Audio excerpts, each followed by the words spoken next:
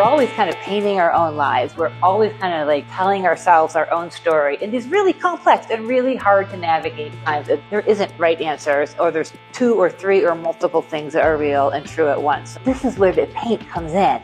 I get to kind of like redefine what is true or what isn't.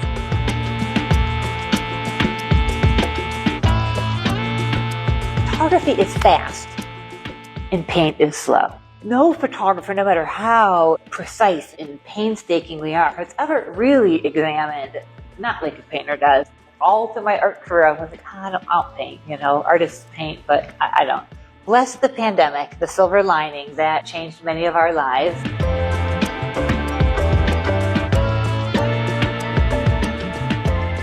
It wasn't until I had photographed this beautiful still life and I was trying to paint it, and I just wanted to see what happened. So I tried to match this middle orange of the orange in my still life, and I took this paintbrush and I pulled it across my print, and the photograph looked so different. It made you think about the texture and the difference and where that orange was and where it was on the spectrum of it. Truly, from that kind of visceral moment on, that conversation between paint and photography, then I just started making all these small prints and painting on small things. I started scaling up.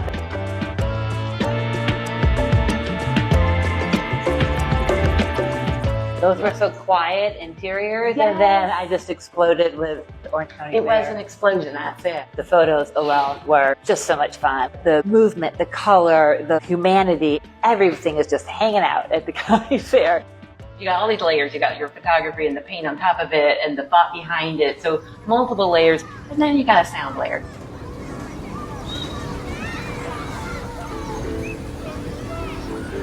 The thing about sound in this context is that you're supporting the art. It's getting into people's consciousness through the back door. The images are very dense and very loaded. They're full of kind of mysteries that just sort of pop up. And it's sort of like our lives. There are things that were obscured and you didn't know. And then when you examine them, you kind of saw them.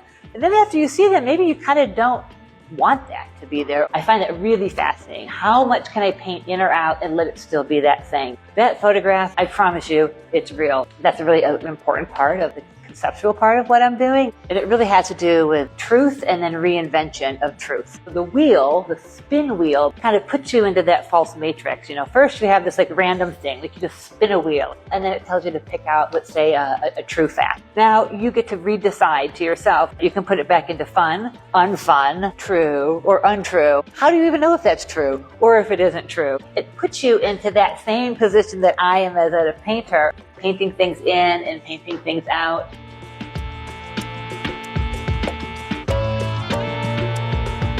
You get to choose your world and your life.